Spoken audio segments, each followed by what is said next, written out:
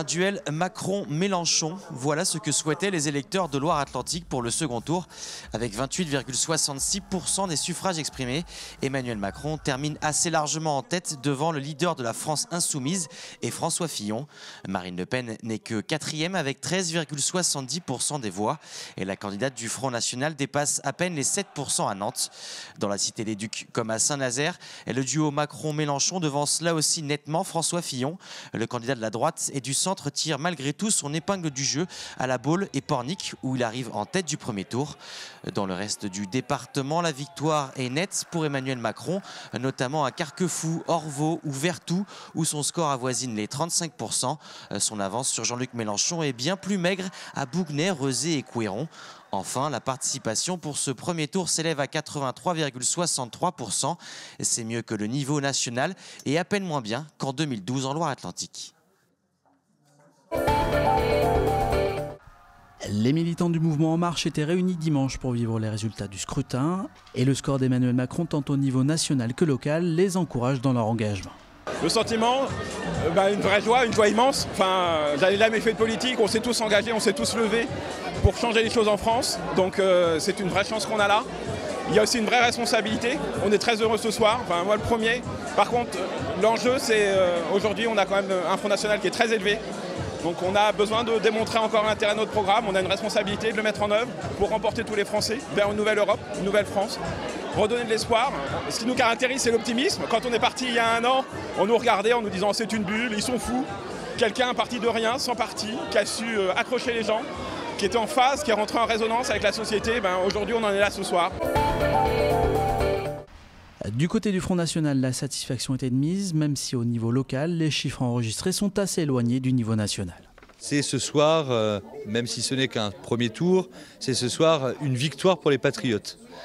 Ma satisfaction est nourrie par le fait que ce second tour va avoir l'avantage de la clarté absolue. Parce que nous avons deux candidats que tout oppose. D'une part, le candidat du système, et nous avons face à lui une candidate qui est la candidate de la France, justement, qui refuse sa dilution dans le magma euromondialiste, qui est par ailleurs la candidate qui veut protéger les Français en redonnant à la France des frontières, en organisant la sortie de l'Union européenne.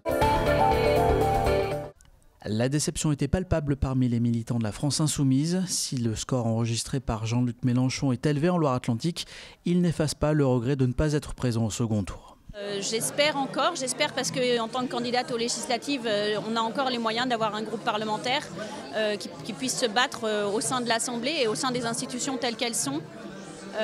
Nous, on rêve de formater ces institutions, on rêve de réformer ces institutions pour que le peuple ait enfin sa place, un peuple éduqué, un peuple formé. Et c'est vrai que transformer l'essai et passer des résultats qu'on a eus aux résultats actuels, c'est déjà énorme et c'est déjà une grande victoire. Maintenant, on a aussi ce maillage territorial, ces centaines de gens qui sont partout dans des tas de pays, pas uniquement en France, et qui suivent ça de près. L'autre enseignement de ce premier tour, c'est la dégringolade du Parti socialiste, y compris en Loire-Atlantique. À Nantes, Benoît Hamon était ainsi crédité de moins de 11% des suffrages. Quand on part de 17% après une victoire à la primaire et qu'on arrive à 7%, c'est a priori qu'on a raté quelque chose. Et je pense que la campagne de Benoît Hamon est la révélation de l'échec total de sa stratégie politique et pendant le quinquennat et pendant la campagne. Ni le candidat des socialistes ni le candidat des Républicains ne sont au deuxième tour. Donc évidemment, il faut rénover le Parti socialiste. Évidemment, peut-être il faut le refonder parce que le cycle d'Épinay est terminé. Mais la voie que nous proposait Benoît Hamon est à l'évidence une impasse. Éliminé du second tour, François Fillon arrive en 3e position à Loire-Atlantique. Au-delà de la déception, ses soutiens locaux sont d'ores et déjà tournés vers les élections législatives. Je crois que c'est d'abord de la déception. Le score de François Fillon, nous qui sommes ses soutiens de la première heure, j'ai envie de dire, pensions, et nous l'avons expliqué à plusieurs reprises, qu'il avait un projet à la hauteur du redressement dont le pays a besoin. Donc c'est forcément une déception ce soir pour tous les soutiens de François Fillon. Un regret aussi que la campagne n'ait pas pu se porter davantage sur les thématiques du redressement économique, de tous ces sujets finalement essentiels et dont on a pu assez peu parler, en tout cas au cours des derniers mois. Pour le second tour, je voterai sans enthousiasme en faveur d'Emmanuel Macron.